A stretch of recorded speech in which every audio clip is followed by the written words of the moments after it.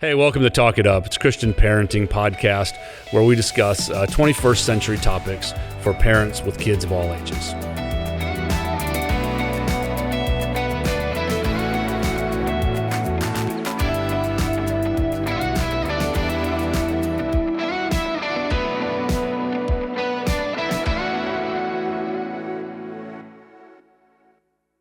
All right, hey, super excited that you guys are back. We are in our Talk It Up podcast, and we are in episode number 1, which is really exciting. My name is Matt Lake, and excited to be part of this hosting today. And I've got Garrett Shiplett. He's our high school lead. Garrett, say hello. Hey, happy to be here. Yeah, man, it's super excited that you're here.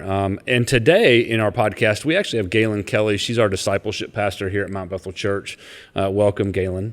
Thank you. I'm so honored to be at the first one. Yeah, you are. You're the first one. We haven't done anything wrong yet, and you're going to help us get it launched and do a whole bunch of things right. Is that fair? I will do my best. Absolutely. Well, we know you will. We know you will. Gaylyn, we talked to you about this, but really what we'd like to have a conversation with you about today is this idea of Christian parenting and what it means for our families and for our parents and anybody else that would like to listen to this, is what it really means to lean into being a Christian parent and a spiritual leader of your household. And our goal here is just to equip our parents with some resources that you have and some of the things that you've developed over your life. But what I'd like to start with is Gaylyn and family. And because I think it's a really, really important place for us to start, is tell me a little bit about your marriage, your family, your kids. Give me a little information on that. Yeah, I love the introduction that I'm the pastor of discipleship.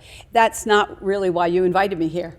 You really wanted me here because I'm a mom of 4. That's right. I've been married 37 years to the one person. All right, that's so great. I've been married to Michael Kelly for 37 years. Yeah. And I did not grow up in a Christian home. Okay. I grew up in a church attending home, but it was so dysfunctional. It was an alcoholic, abusive father, and an emotionally and physically absent mom.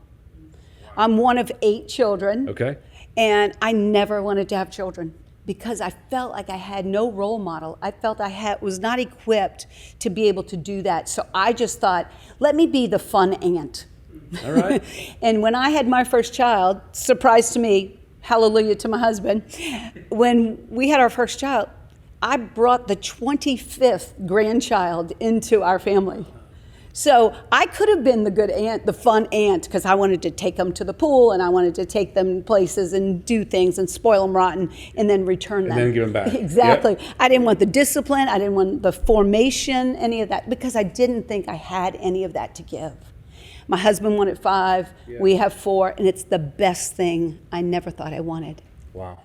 So there is so much in that intro to you, Gaylyn, that we could spend the entire podcast just unpacking that a little bit. This idea that you didn't grow up in a Christian home and how that's impacted and influenced you over the last few generations of few decades of your life, which is just so incredible. Wow, that's great. I love it so much. So for me, and you know this, and Garrett knows this, is so I've been married for 20 years. Just a little context here on the show today. So I've been married for 20 years. I have a 17-year-old boy and a 13-year-old boy, and raising them is a challenge. And you've been through all of that, and I love to hear the stories of the Kelly boys and the different things that happen to feel like, hey, oh my gosh, we're not alone in this. Other people have actually done that ahead of me. Well, we have them. Yeah, so, that's right. You not have today, them. but whatever we need. Yeah, that's right. Garrett, well, let's talk about you real quick. Tell us about your family. Yeah, I was raised in a Christian household to 2 loving parents that felt from a very early age that it was important that we knew of God and wanted to really push us into the church so that we might know God on our own. And it's been a journey. We're all still growing together, but it's been an absolute blessing to be able to say that I've been introduced and known Scripture since a very young age, and I think that even at times whenever I've shifted and I've wandered and I've kind of not always followed it, to have that little nugget of this is what you're supposed to be doing, and this is where the life is, and this is what matters. It's really helped shape, guide, and change my life, even at times that you may not have even known that I was really following Christ. And it's in those times and moments. I'm thankful to have a strong family that's always kind of reminded me that that's what's important. Yeah, absolutely. Only child, or do you have siblings? I have a brother, older brother, 3 right. years older. Yeah, where's he at? He is in computer science and engineering, working with cybersecurity. Yeah, man, fantastic. 2 very different life choices that's here. Really good. That's really good. Absolutely. Well, today's podcast, the title of it, and we really kind of came out of some classes that you've done recently, Gaylyn, and it's really important to us. And it's called this: it's not if, it's when. Plan for it. It's not if, it's when. Plan for it. And we talked a little bit as we were just leading up to the recording, this idea that, trying to do things the right way and trying to do the right things, but many times you don't actually see the progress that happens as you're going through parenting. And, that's something that we can, talk about a little bit more once we get into it. But, Garrett, I asked you where you grew up because it's important. So for everybody who does not know where we are, Mount Bethel Church is in a unique area. We're in East Cobb County here in Marietta, Georgia. And there's a few things about where we are that might be different than other places. And it really brings a lot of context and clarity into some of the conversations that we have to have with our parents and some of the things that happen with our students inside of this local area that we have. Would you agree with that? Agreed. Absolutely. So we grabbed a couple stats here real quick. So anybody that's listening outside of here understands if we're talking about something, we might have a little local context to that. So there's 100,000 people in our area, 40,000 households. This percentage was actually really big, almost a quarter. So 23% of the population here is under 21. So we are a very heavy family-centric, a very, there's kids all over the place. We have a very big population of kids and students that we have to pay attention to. And here's something else that, might not be the same for everybody is our median income here in East Cobb County is $182,000 a year. So that brings in a lot of ways that we can talk about that because financially we have a lot of really big things that happen in our area and in the life of our church as well. So that's an important thing. So we'll jump from that, but I just wanted to provide a little bit of local context because I think that was important. So we're going to jump to something that you've talked about recently, Gaylyn, that I loved. And I did not do this with my family. And so this was something like, oh my gosh, we really should go do that. That's really great. And I'm down the road a little bit. But you brought in something called a family mission statement, and you talked about anchoring your why. Can you expand on that a little bit for us? Yeah, this family mission statement is something I do in premarital counseling with couples to come up with a marriage family mission statement, a marriage statement. But with parents, and it's never too late and it's never too early to do this because I operate so much better as a human being, as a teammate, all the things, as a spouse, as a mom, if I'm clear on why I'm doing something. I can even disagree with it, but if I know why you're handling it that way, why you're buying that car, or why you're serving that meal, or why you're asking me to come to your event, why this podcast exists, I can get behind it. I can say okay, I understand. You want a resource for these parents. The family mission statement, because of my background, I felt so ill-equipped to say, why are we going to raise these children in a certain way? And it changed everything when Michael and I had a heart-to-heart conversation and said, who they are is more important, is incomparably more important than what they do when they're an adult. Who they are is more important than what they do. I love it. So I didn't care if they became a physician. Who they are, their character, developing their character was much more important to us. And I thought, then I know what to say no to. It's kind of the Joshua 24 when Joshua says, as for me and my household, we will serve the Lord. That is a family mission statement. It is. Now you know what you're going to say no to. You know what?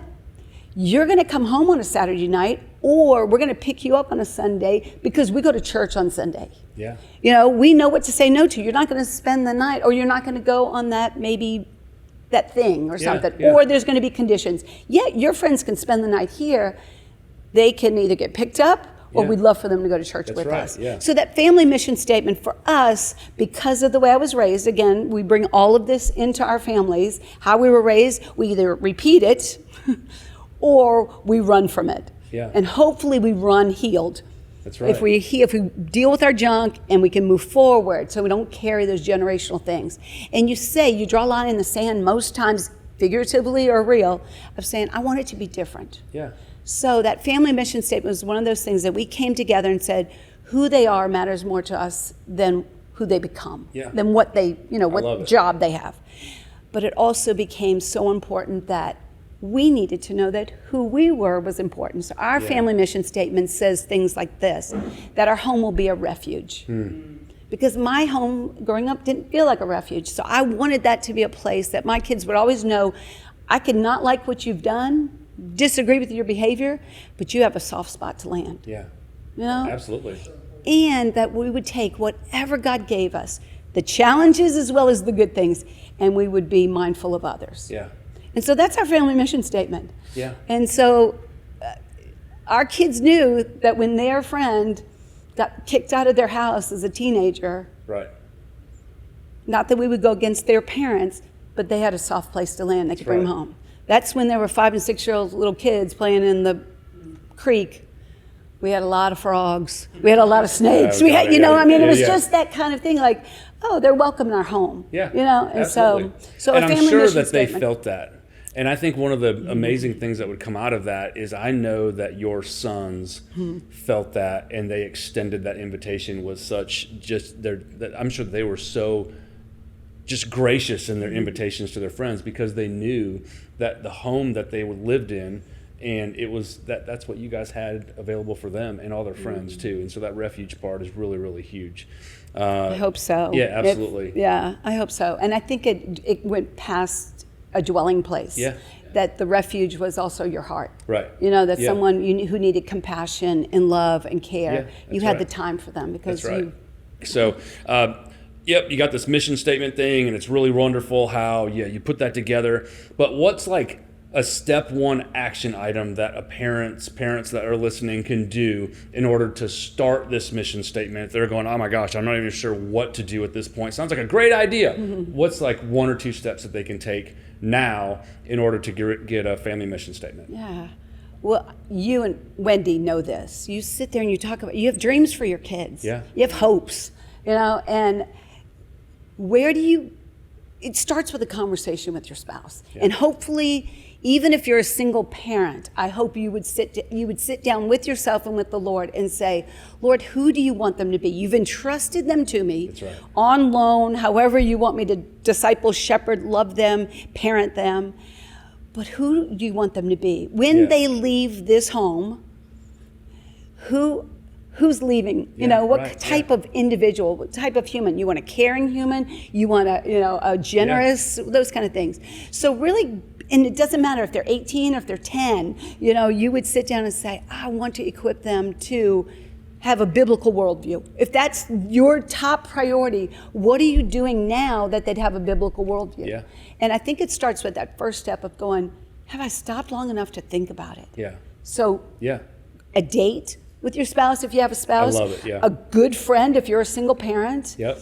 Hopefully you have like really supportive grandparents, in-laws and, parents yourself. Right. Extended family, someone you could trust to say, you're on the right track or you're way out of line. Yeah, if you want this child to be self-sufficient, let's say that, then stop, fixing every problem that they have, kind of thing. So I think it starts with a conversation with yourself and with a spouse or a trusted person in your life. I love it. Gaylyn, you bring up a great point too. We live in an area too that expects, specifically out of our high schoolers, to have a life plan in place so early.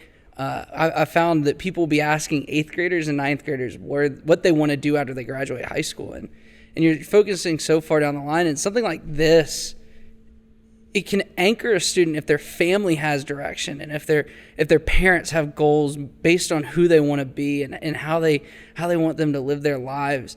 It can give the student direction on this as well. It's hard for a student to say, this is what I want to do, this is where I want to be, if whenever they go home, it's always a jumbled message. It gives them a sense of direction that they can follow and build their life on as they shape on who they want to be. If their family's grounded and their family knows what they want to do, it helps them shape those expectations and where they want to go. Absolutely. That's a great point. It is. Because you're so you're just bombarded with pressure of performance, because those statistics that you shared with us, Matt, are because of a drive and an expectation that happens in an environment that they lived in. And so don't hear me say there's no tension. There's all kinds of tension, because you still have to get a GPA to get into a university. That's right. You still have to get scholarship. We live in this world. But I think you're absolutely right. How foundational to know you're grounded in who you are matters more, because in the long run, who you are in Christ is what sets you apart, and what you hold on to, and that's your hope and is your anchor. That's right. I've heard it put this way: the product can't mean more than the person. But if the person's grounded, the product will come. So we have to focus on building the person up, and that starts in the family and how the parent leads the house. Yeah. And that will help. You mentioned just making it a refuge. Our kids are pressed in so many different ways, and pressure not only from their peers, other parents, sports teams. Social media now is a completely different factor. How can the home be a place that they don't feel that just pressure that's placing in, but rather that home's where it shapes the person to face the pressure? And I think that's something that is really important. Yeah, it actually kind of moves us maybe to another question on this action item. So I love action items. I mean, parents are just like, hey, just give us steps that we can take. So we've developed this mission statement. We've got our why. We're kind of heading on the right path. And one of the things that we know about goals, whether it's like in our marriage or with our business or with our kids, is if we don't have planned steps after that initial goal, we can kind of fade off.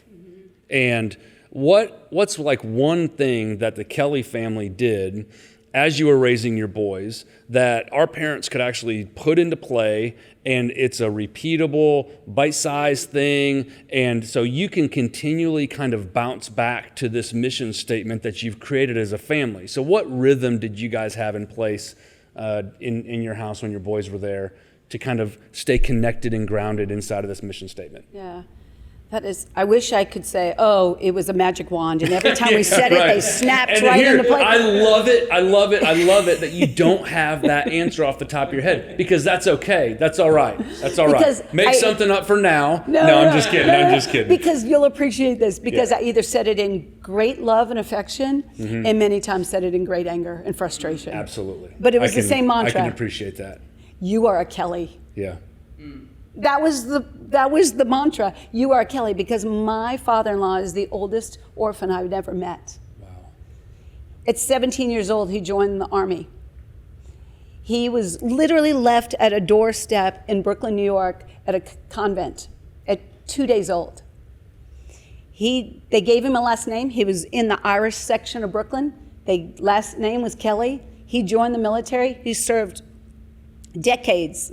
His entire career was military career. Right. He coached Roger Staubach at New Mexico Institute. Did he really? He did, yeah. He taught at Pepperdine. He was this literally self-made man, and just amazing. He was a coach, left the pool deck the day he went into the hospital and never left. He was a swim coach. He was a Louisiana State Swim Coach of the Year many times over. But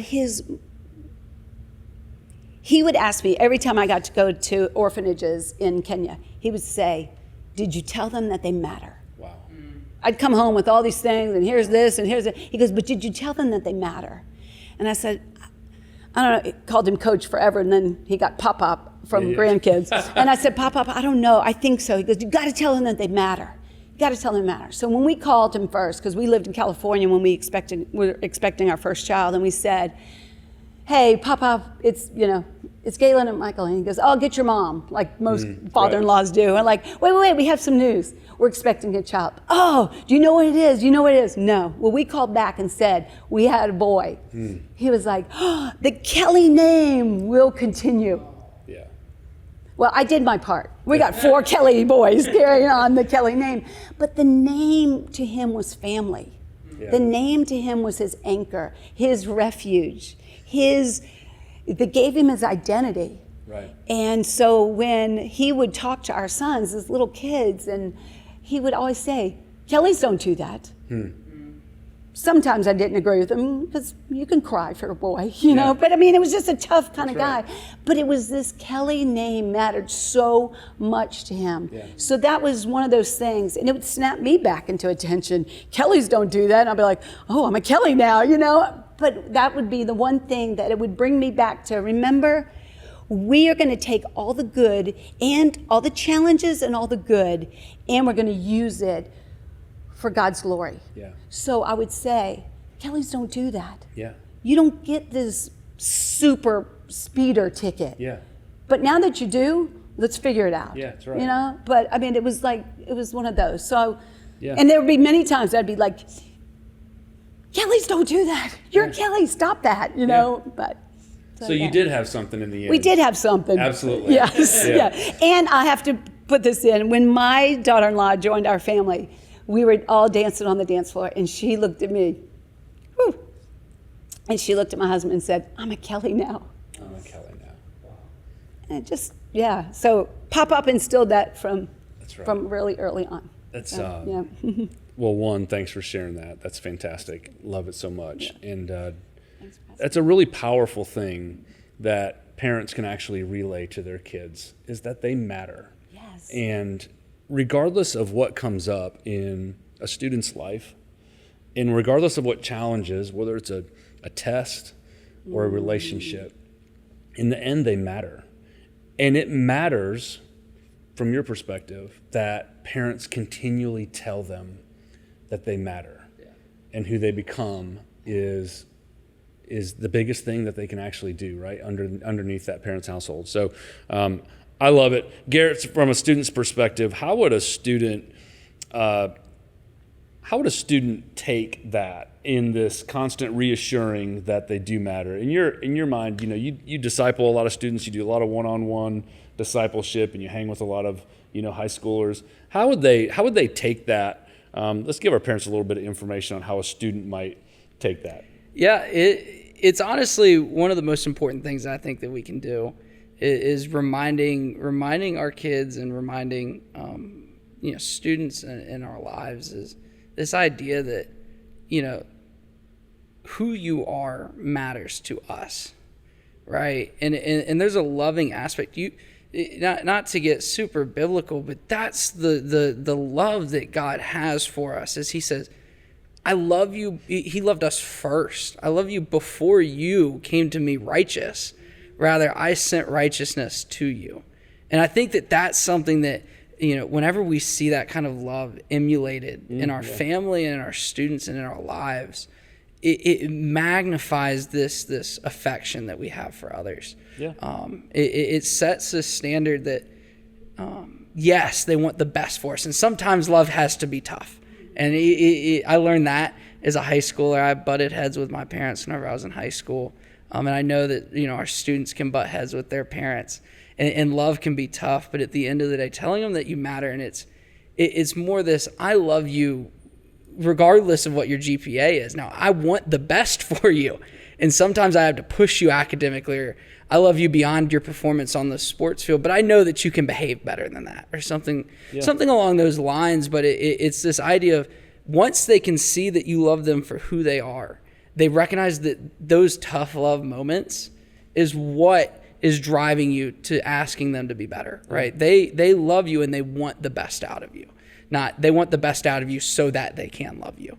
All right, so we're going to dig a couple more questions. Are you good with that? All right, fantastic. Let's go. Thanks for hanging in there with us. Absolutely. This is all good. This is great. Let's talk about one of the things that we actually very much believe in is that a student at some point would take their faith personally, like they would have a personal ownership of their faith.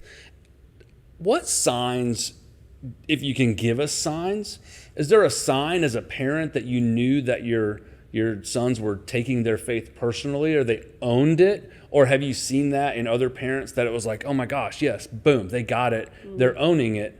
What kind of signs can parents maybe look for, or what steps can they take in order to get their kids and their students to take their faith personally? Gosh, yeah. That's a big one, right? Well, it is a big one because obviously it's eternal. there's no guarantee. I think that's what I would like to tell the mom who's got a 2-year-old or a 20-year-old. It's not too late and it's not too early to start loving them where they are. Yes, definitely. But model your own faith is so important. You just have, let them catch you praying for them. Let them catch you with your Bible open. I mean, don't hide that. So, and I realize sometimes your sanctuary is only the carpool line in your car, but use it, take it, point them to, take the opportunity to acknowledge God.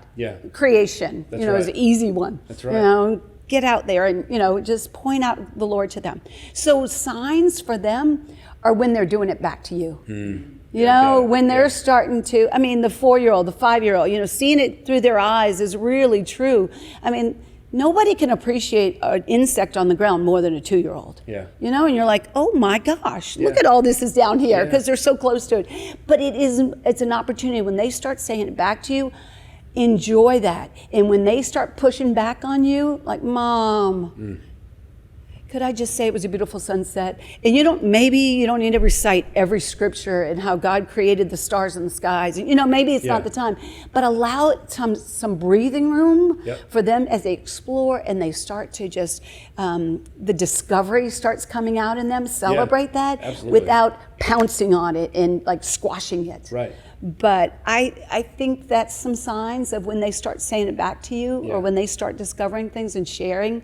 It's a great time to celebrate, and and you don't have to be so dogmatic about it. I think that's what it is. You don't. I think that maybe a lot of parents feel under-equipped to have some of those conversations, and maybe there's some parents out there that feel like I'm at the end of my ability to actually impact or influence my student, and so what do you have to say for parents who feel like maybe it's gotten out of control? Like, I didn't do this up front. I haven't built this why. I haven't built this mission statement. I'm getting to the 16, 17, 18. They're about ready to launch out on their own. Maybe it's a little bit earlier than that. But what would you say to the parent who has this, I've done it all wrong at this point. I'm not sure how to reel this thing back in. What do I do? Is it too late? Panic does set in. Sure. That's reality. When you start not knowing their friends, and that's big. That's big. That's a big one. You're no longer in the classroom. You're no longer, that kind of thing. Be the weird parent. I really can't say that enough with as much conviction. Be the weird parent. It's okay to be the weird. Know every person they're spending the night with. Got it. My guys knew that I was going to walk up to that door and embarrass the heck out of them. Because I was not going to allow them to stay at a stranger's home that I didn't know. If we played on the sports team with them, or if I knew them from church or classes or something in the community, it was different. But there was just some real fear. There's reality. Do you own guns? Do you lock them up? Where's your alcohol? I'm talking about, be the weird parent. That's right. Be as weird as you possibly can. That's right. If I could go back and do things differently, and maybe nobody wants to hear this, but you can fix it if they don't, I would hold out on getting them a cell phone as long as possible. Oh wow, that's going to ruffle some feathers right there. I know. Especially if students hear that. I know. I would not allow them to be on social media later. That comparison, their brains, they're not ready for that comparison. I'm not ready for it many times when I'm scrolling through. That's a big struggle. So there's just so many things that. Be weird.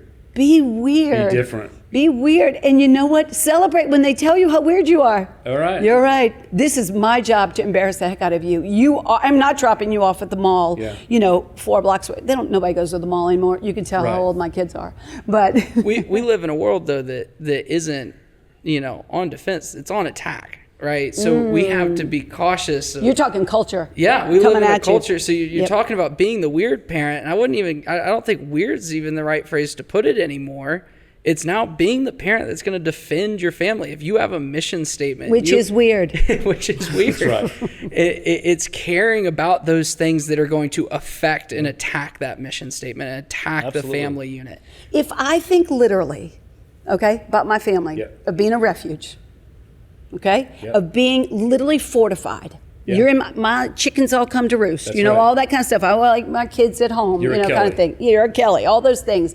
And I'm going, you know what? But I'm going to leave the garage door open. I'm going to just leave the front door open. Anybody, anything, any creepy crawlers, any boogeymen, anything wants to just steal, kill, and destroy and seep in, come on in. So my position as that weird parent, or the one who is fighting for my family because the enemy's coming at them. Yeah. To your point, Garrett, is well made. Yes, culture's on attack for them. I'm going to do everything to stand, not on my watch. You're not coming at them. It may happen. It happened many times, but that did not answer your question, but I appreciate it. We'll get back yeah, there. you just keep firing away on that. The way I look at it from my perspective is, if I don't, who will? Amen. And Amen. it is God has placed me and my wife Wendy in a spot to do just that. And if I don't, who will? Because nobody's going to love my kids as much as we do. And you built that, and the house reference you made is fantastic. It's absolutely wonderful. And we could talk for a long time about the culture. We could talk for a long time about maybe we need like 2 or 3 more of these with you, Gaylyn, to kind of get through some of those.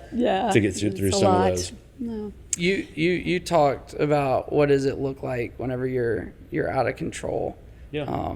And I think offering a student perspective on that is a lot of times, if the parent feels it's out of control, the student does as well. Indeed. And I think that's where it comes down to the parent.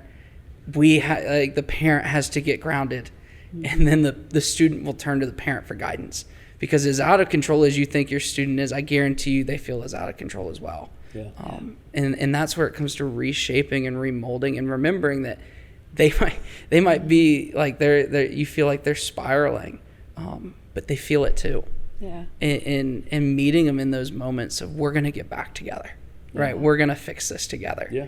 And there's so absolutely. much shame that's covered. That's part of that shame of the parent looks at, I've failed. And instead of being honest and going, okay, you need rehab, or you need to get bailed out of jail, or you need tutoring, or you need to, that kind of thing. But I'm not throwing in the towel, to your point, Matt. That's right. If nobody else is going to do it. And my 17-year-old at that moment doesn't have the wherewithal or the means to be able to pull themselves up. That's right. Am I going to go, you know what, you've really embarrassed me. I'm not going to be there to fight for you in this. It can stay private. Keep it private. Deal with it. Use all the resources possible. Yeah.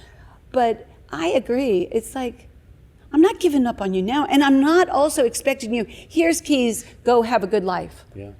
Yeah. I just walked into this podcast and I talked to 5 different people, or overheard 5 different people who were in their 40s, 50s, and 60s, and they were all talking about their adult children. Different various things. Yeah. So you never stop being a parent, but it really is, you just don't give up on them. And I think if I would tell every parent, I wish I could do it over again in some situations in my own life, but it's not too late. Believe in them. That if you could convey that you believed in them, because Christ first loved us, we love them, they matter. But if they could know that you believe in them, even in their worst, you may not like them, but you still believe in them, that you don't give up hope. You don't give up hope. Yeah. On the most wayward, prodigal child, you don't give up hope. Because many of us were that, even for a season, if not for a long time. That's right. But you just don't give up on them. And you are emulating the Heavenly Father the best when you say, I believe in you. Yeah. Awesome. Well, Gaylyn, we very much appreciate it. Just kind of wrap what we talked about, because it was a lot. And we, like I said, we could keep going, but maybe we'll just dive in another time. Get a mission statement for your family. Wrap some words around what it means to be a parent, and constantly convey to your kids that they matter. Can I just hit pause Let's for a second? go. Because even those of us who did it later, you even confessed to saying later, you probably already living out a mission statement. You just don't have words put on it yet. Okay. So really you could look and go, you could ask your kids, who are we as a family? Yeah. And you'll be surprised. Yeah. Sometimes they'll be like, all right, oh, that's great. So, yeah. But one of the really important things that you said that I heard was get somebody else involved in that, whether it's your spouse or a grandparent or Yes. somebody else. And we all know that goals shared with other people are better goals, and they actually are accomplished more often. Yeah. So I think that's fantastic. You talked about anchoring your why to the family mission statement and always being able to come back to that, which was really, really great. And then this idea that you ended on, that they matter so much that you do the things that you're supposed to. You're a Kelly. And it's just really fantastic. I love it so much, all the stuff that you shared with us today, Gaylyn. Garrett, anything that you have here to kind of wrap us up for the day? No, I mean, y'all are the parents here, I think. Yeah. Just reminding, our students that you still matter will go so far in having them on your side. Awesome. Yeah. Well, Gaylyn, we thank you very much. And I know that you and Michael have raised kids that they know that who they were to become was more important than their accomplishments. So thank you very much. Thank you. Thanks for having me. Love you very much. Enjoyed it. Love you guys. All right. Appreciate it. Thanks so much. Hey, we really appreciate you tuning into our podcast, Talk It Up, where we had a conversation with our discipleship pastor, Gaylyn Kelly. We have more resources for you, so you can actually get those on our webpage. It's mountbethel.org/talkitup. So mtbethel.org/talkitup. We'll drop some different things in there, things that Gaylyn actually referred over to us, as well as some other resources for you and your family. Don't forget to subscribe. We'd love for you to do that so you actually are notified when the next podcast comes out. We will drop these once a month, and so look out for the next one that's coming up here in another month, and we'll talk to you then. Thanks.